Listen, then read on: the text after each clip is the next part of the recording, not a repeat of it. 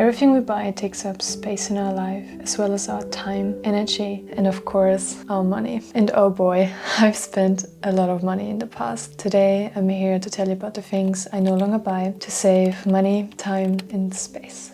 And this could be a very long list of things I no longer buy. Today I'm leaving out the fact that I no longer buy candles or that I no longer buy water bottles. Small things make up a big difference if you put them all together. But today I want to really focus on the things I no longer buy that made the greatest and biggest impact on me and my life, especially my bank account. Starting off with a strong one, which are digital planners and productivity systems and programs. I feel like recently there's been a huge hype around productivity, being as productive as you can be, finding the perfect system that works for you. And in the process of finding my perfect system, I've spent a lot of money on different digital planners for my iPad, physical planners, and as well as trying different systems and programs, trying to find the best one, the most efficient one, and then spending so much money and especially time figuring it out, which then led to me not being productive at all, but then just figuring out which system to use. At this point, I'm just using my Apple Notes, my Apple Calendar, and a journal. It works out perfect for me. I think it's important to use whatever works for you, whatever you have, and whatever feels natural and comes easy. I don't think it's good to make the process of being productive even harder than it already is sometimes. So I choose the easiest option to be productive now.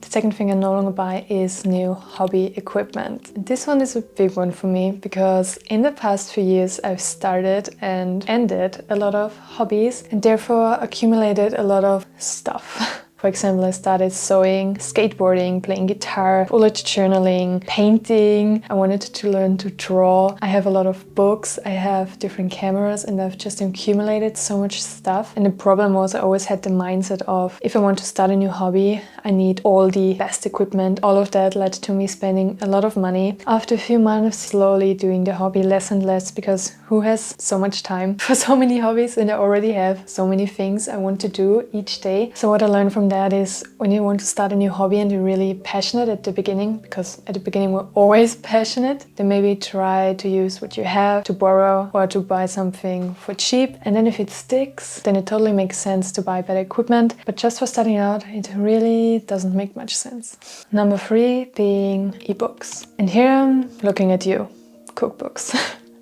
Because I, at this point, have so many cookbooks, it's crazy. A few years ago in the past on Instagram, there were some influencers which made a bundle together and sold it for like $80. I thought it to be a really great deal because there were hundreds of ebooks, cookbooks, and ebooks on minimalism, on simple living. So I did make the purchase. Turned out to be a very overwhelming experience to have so many cookbooks. Who needs 100 cookbooks? And I barely even use ebooks. I highly prefer to just use YouTube because nowadays everything's on YouTube. And even the cookbook ebooks I bought on their own, I barely use.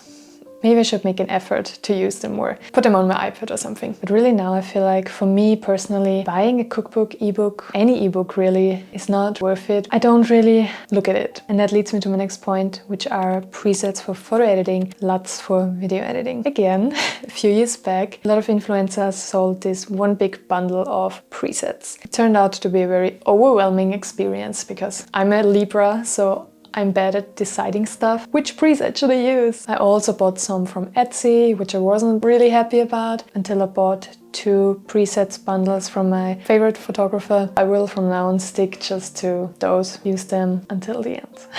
Number 5 is new camera and in general new electronic equipment. I used to have this nagging desire of always needing to be up to date, always needing to have the best, especially when it comes to creating content, because I've been creating photos, videos for a really long time now and I've always wanted to have the best equipment. I remember once I bought a lens that was really expensive, only for then to sell it for a cheaper price to buy a new one, which was better.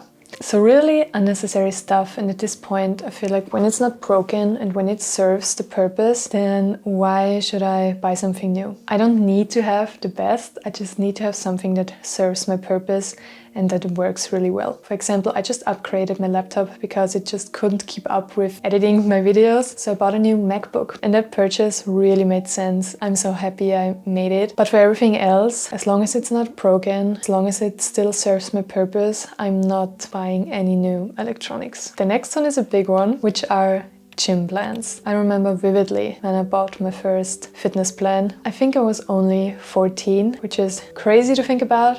I bought it, I didn't finish it, and all of that turned into a cycle of buying, not finishing, buying, not finishing, because 1, I often lack commitment. 2, I always felt there was something better out there. I needed to have the best. And 3, I like to do a lot of different exercises and movements like yoga, running, walking, hiking, going to the gym. And doing a single plan, of course, naturally can't encompass all of that. So at this point now, I made a promise to myself not to buy any more fitness plans, because I know that I won't do them, because I simply like to do so many different exercises. And now I'm just doing my own thing, making my own plan and mixing the exercises. And for me, that works really well. So no longer buying any fitness plans.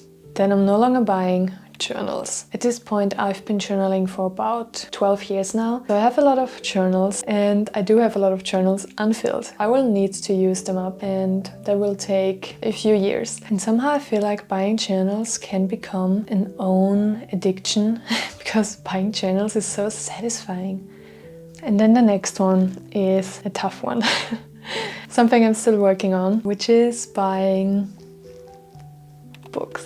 I have a lot of books. I've bought a lot of books in the past, and I still have a lot of books on my TBR. To be honest, about 150 at this point. Buying books definitely the last 2 to 3 years became an obsession and a hobby of mine. It's just so beautiful to buy books. Now when I'm at a bookstore, I just think about the huge library I have at home. I now mainly read the books I already have or read new ones on my Kindle, and only if I really love them, I will buy a physical copy of the book to have it in my library. Another exception being when I really want to read a book and I know I will love it. Then I will read and buy the physical copy, because still I prefer physical books, but a Kindle is great as well. Jewelry. I've always had problems saying that. Jewelry. I am no longer buying any cheap jewelry that doesn't last. To be honest, I've never been a person to collect a lot of jewelry and then always change what I'm wearing. I'm a bit lazy when it comes to that. I really prefer wearing the same things over and over. This necklace I'm wearing or the earrings, I truly have them on day and night, every single day. I really like the minimal design. It goes with everything, so I'll just wear them forever, basically. The next thing I no longer buy is makeup. In the past I bought a lot of makeup, and at this point I got rid of most of it. I only have the essentials left for the rare occasions when I do wear makeup, like on a wedding or to a party.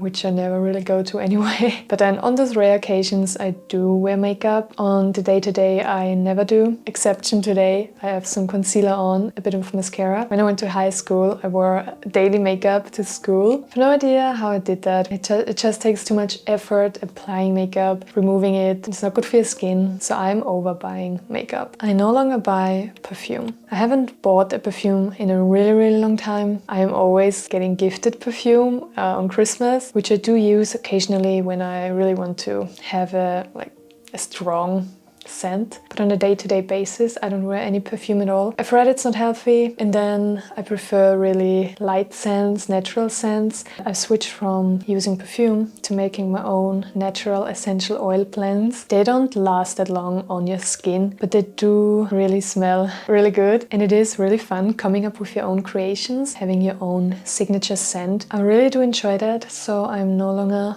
buying perfume.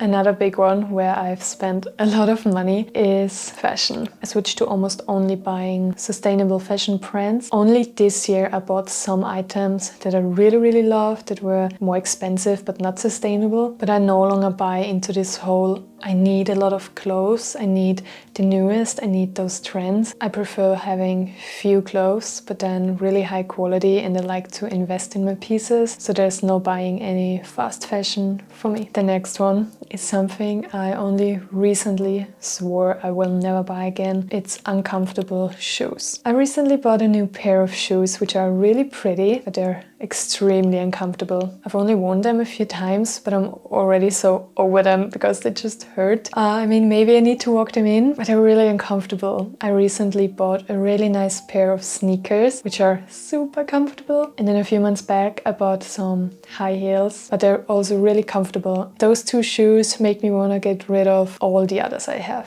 So I'm no longer buying any uncomfortable shoes.